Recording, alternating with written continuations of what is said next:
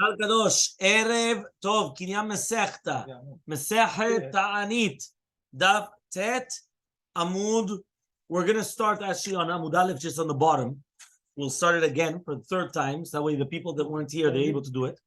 Daf Tet Amud Aleph towards the bottom. The Gemara says, Ravuna bar Manuach Rav Shmuel bar Idi v'Chia mebastanya. Three rabbis.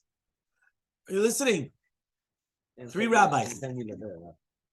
Ravuna bar Manuach. Yeah, no Maniach. Manuach. Rav Shmuel bar Idi and Rav Chia mebastanya. They always were found in front of Rava. Meaning, you ask them, who's the Rosh Hashiva? Rava. Inach nafshe de Rava. When Rava passed away, Atu lekamed Rav Papa. He came in front of Papa.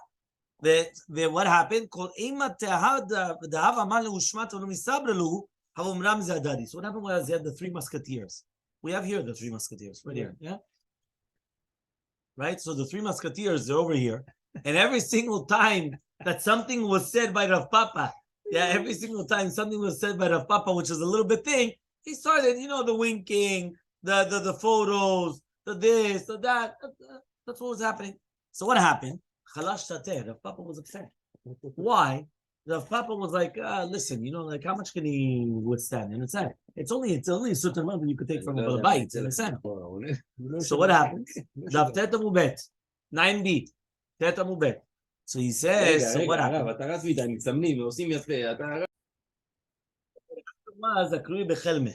They came to a dream. They came into a dream to Rav Papa. And they said in the dream, you're going to lose these three musketeers. But what does that mean? These three people, right? They were going to be lost. Because once they came and they made Rav Papa upset, they made him feel bad. Why did they make him feel bad? Because you know what? Not because they didn't understand something, whatever. They learned it differently, or they're going to start making faces towards Rav Papa. So they went and they said they're going to die.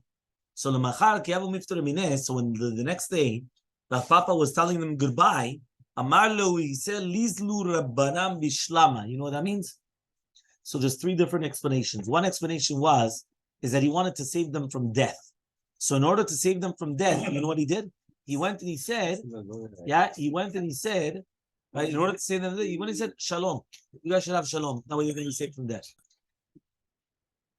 Explanation number two. What happened? So again, according to the first explanation, he didn't want them to die. How do you save them from death? He tells them Shalom. He gives them a bracha. When he gives them a bracha, hopefully they won't die.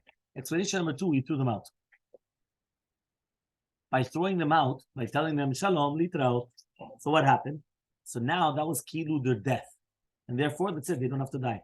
Third explanation, he said, did you realize what he says? Amallahu lesu rabbanan bishlama lech bishalom. What's a bishalom? Lishalom. What's the explanation? The explanation is for him, they were already considered dead. For him, they were already considered dead. And since they were considered dead, the one he said, Lech Bishalom. Next story, even though we're by the two dots, there's another story which is very similar. Yeah, the other story which is very similar says, Rav Shimi Barashi Rav Papa. Rav Shimi Barashi was in front of Rav Papa. He was asking too many questions. Right? You know people here, no? Yeah. They were asking too many questions. They were asking too many questions. So what happened? He says, Yom Achad, one day, he was doing Tachanunim. Right? We didn't do Tachanunim yesterday. No? You remember? So what happened? Yom Achad, he went and he did Tachanunim. No, because we had in the morning Bar Mitzvah. Yeah? So what happened? Shamed Amar, he heard that they said, Rahmana litzlan mikisufe deshimi. Hashem should save us from the embarrassment of Shimi. So what happened was the Kabila leshtikuta dvetulo actually. So what happened? Basically, Rav Shimi heard that Rav Papa was praying that he should be saved from the questions, from the embarrassment of Rav Shimi. Which means that even though Rav Papa was praying that he should be able to answer the questions, Rav Shimi understood that he was bothering Rav Papa. So because of that, he stopped asking him questions. And therefore, he kept quiet. That's what happened.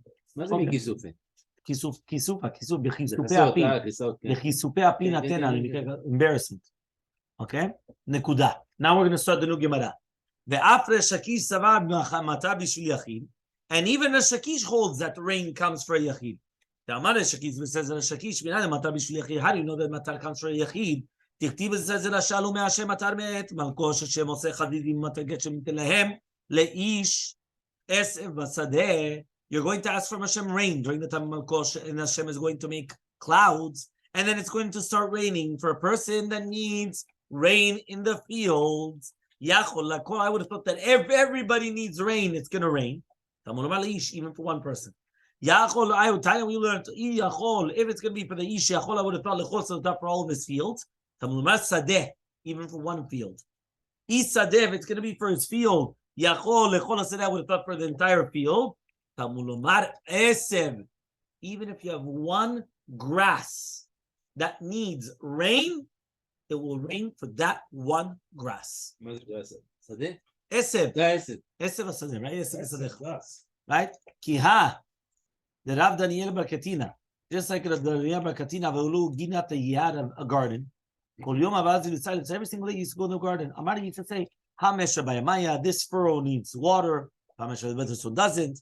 The Ata Mitra used to rain. The Kamashke kolecha d'maya lemaya. And anywhere where it needed rain. So imagine right now, it would rain right here, but over here it would. And over there, what? Mishra. Where are you? Huh? Mishra is an aruga, a furrow of matomen. Like it's just a Miami, exactly. Here, yes, here, no, here, exactly like that. So that's what it was. Miami? This was it. Yeah. Maya Sheos, this is the new Gemara. Pay attention, gentlemen, please. Maya Hashem Oseh Hazidim. My Hashem Oseh Hazidim. What does it mean that Hashem makes ananim, clouds? Amar Rabbi Yosef Rabbi Hanina, says Rabbi Yosef Rabbi Hanina, Melamed shekol tzadik ve'tzadik, Hakadosh Baruch Hu oseh lo haziz bifnei atzmo. It teaches us that for every single tzaddik, we're on the third white line when it's white. Yeah, move it. So every single tzaddik, Hakadosh Baruch Hu makes for him a chaziz, ananan, by himself. My chazizim. So what does it mean chazizim? Amar Rav Yehuda says porchot, which means that ananim and porchim. What does that mean? So Amar Rabbi Yochanan says, siman lematar porchot. How do you know it's going to rain? Huh? You know when it's going to rain? When you have that the in the Shamayim, you have their porchot. My porchot. Amar of Papa eva klisha tute eva smichta. When you have an anan, which is kalush, which is very light, underneath an anan, which is very thick. אז מה זה פורחות? This is the porchot. The porchot is when you have it like that. When you have it thin and thick on top. That's how you know it's going to rain. When you look up and you say, that's the thin ones, and that's the thick ones, and things like that, that's when you know. Okay? Combination of the two. Okay? That's how you know it's going to rain. Okay? So he says here... קלוש למעלה והזה למטה. לא, הפוך. קלוש למטה והזה למטה. Exactly, because you have the thick ones on the top with a lot of rain, and then it starts raining down, right? So that's what it says. Okay? Fine. Here it says over here. No, so the reason why is because since the bottom ones are kalush, so it looks like they're flying in the air. Because since they're kalil, בגלל זה פורחות. אז התחתונות פורחות ונשאר כבד, ואז הוא מוריד מים. וזה מוריד את כל הגשם. Okay? ואמר רב יהודה says, נהילה, which is geshem dak. You heard we had a few times the geshem dak. So the geshem dak, mikame mitra, right, is if it's coming before the rain, ati mitra means that it's going to rain, which means if a person comes, right, and all of a sudden it starts drizzling, what does that mean? That means it's going to start pouring. Yeah. Right? So Batar mitra, but if it's coming after the rain, hasik mitra means that it's stopping the rain. Meaning like this, drizzling. Sometimes if it's going to drizzle, and then it's going to start pouring. So if it starts drizzling, that's a siman that it could probably start to pour. But if it's after the pouring, and now it starts drizzling, so then that's a siman that it's going to stop the raining. Have a wonderful night.